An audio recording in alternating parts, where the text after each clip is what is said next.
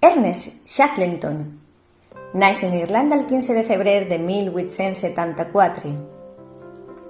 Quan té 16 anys ingressa en la Marina Britànica i participa en l'expedició Discovery a l'Antàrtida.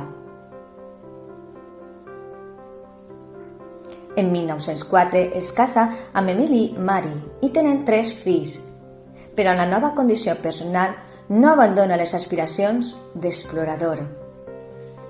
L'expedició imperial transantàrtica pretenia ser la primera en travessar el continent antàrtic, des del periple del mar Weddell fins al Pol Sud, per a després d'allí dirigir-se al mar de Ross, un trajecte que mai s'havia realitzat en terra inexplorada.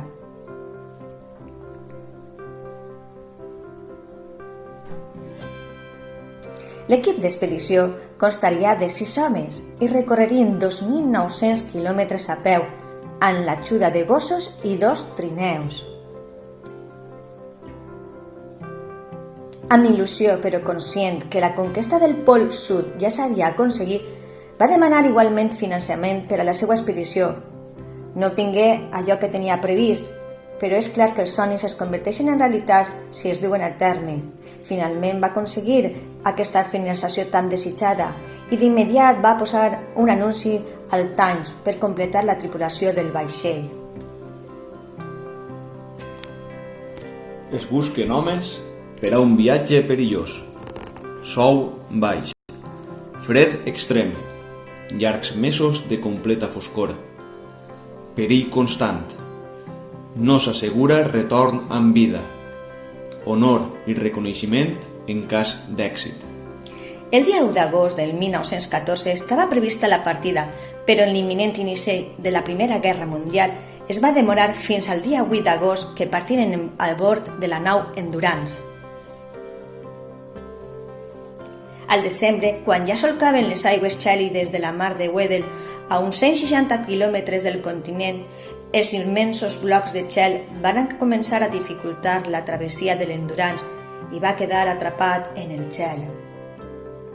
Els mesos avançaven i no aconseguien alliberar el vaixell del gel. Els esforços eren en va i la moral de la tripulació començà a decaure, així que el lideratge de Shackleton va jugar un paper vital per aixecar la moral de la tripulació.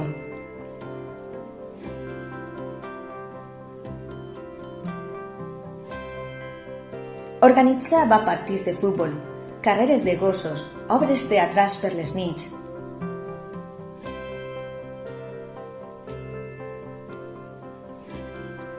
En 1915, el vaixell va ser engolit pel gel i els expedicionaris es van veure a la deriva. Amb terra ferma van instal·lar el campament que el van anomenar Campament de la Paciència. No tenien cap via de comunicació i tot semblava molt complicat pel rescat. Així que va triar a 5 dels seus homes per dirigir-se a la illa de Geòrgia. Amb un pot i enmig d'un mar gelat, després de 17 dies arribaren a la illa, demanaren ajuda i partiren d'immediat a rescatar a la resta dels 22 homes que s'havien quedat. Cal esmentar que la supervivència d'aquesta frustrada travessia no s'haguera dut amb un final bé si Shackleton no haguera tingut aquest caràcter fort, enèrgic, generós i de mentalitat cooperativa. Hi ha moltes anècdotes que feren possible la supervivència de tota la tripulació. Una d'elles ressalta la personalitat generosa de Shackleton. Va ser aquesta. Havien de repartir-se uns sacs de dormir, però només comptaven amb 16 sacs de rens, que suportaven baixes temperatures, i la resta eren sacs de llana. Va dissimular fer un sorteig, però el repartiment va ser el següent. Els sacs de llana van ser repartits per a Shackleton i els seus homes de confiança, els bons per a la resta de la tripulació. També cal mencionar com va fer la selecció del personal que els acompanyaria en esta expedició. Les dues condicions principals que haurien de tindre va ser aquesta: ser optimistes i tindre molta paciència.